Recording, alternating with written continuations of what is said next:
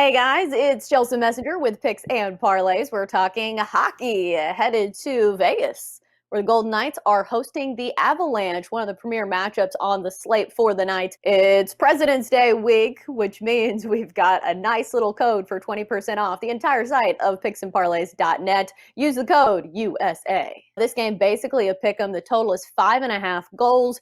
We've got Scott Rickenbach joining us to break this one all down for us. Scott, the top handicapper on picksandparlays.net last season, and also the number one handicapper when it comes to hockey picks on our site as well. So he knows his stuff. Scott, what you got for us? Thanks, Chelsea. This is a great matchup, Colorado and Vegas.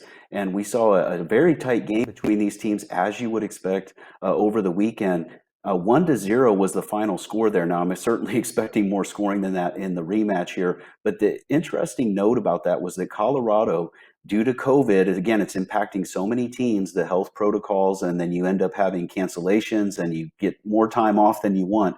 And that's what happened with Colorado. So surprisingly, even though they came in after that layoff and a bit sluggish, and of course this speaks to the talent, though, the talent level of Colorado, the Avalanche played very well in that game. They actually were the better team, 5-on-5, and the Golden Knights had 3 power plays, which that helped them get a few more shots on goal. But puck possession, especially in the all critical third period, was definitely in favor of Colorado in this matchup. So they didn't get what they deserved on the scoreboard. And a lot of times I like to come back with the team after that happens. And not only that, but this is not a normal situation. Colorado, again, came into that game off a long layoff. It hurt them. I think the Avs are going to be much better in this game, and it's going to equate to a win on the scoreboard.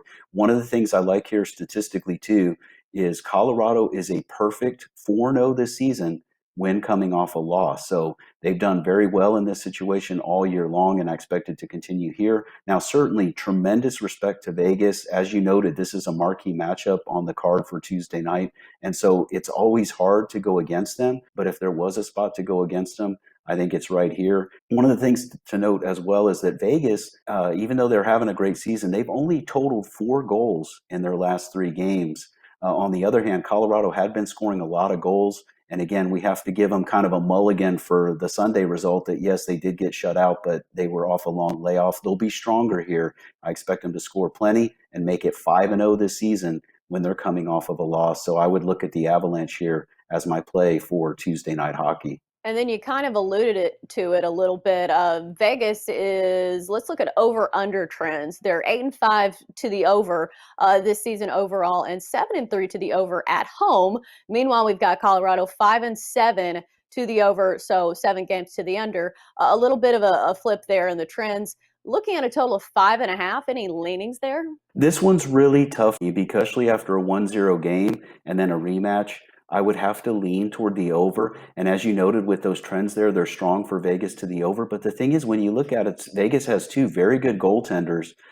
Colorado certainly solid between the pipes as well. So it's always tough for me to play an over in a game like this. But I guess if you pressed me on it because of the result they're coming off of, I would have to lean toward the over. But it is the slightest of leans because I think, Colorado will come on strong. They're going to score some goals. Vegas will have to match them. So we could see it get up to, I would estimate kind of like a 4-2 type game if it gets there, but it's going to be tight. So again, I really don't like the total much, but would have to lean to the over. All right, well, that's going to wrap it up for our hockey talk here on Picks and Parlays. Great stuff from Scott Rickenbach, as always. Scott, thanks for joining us.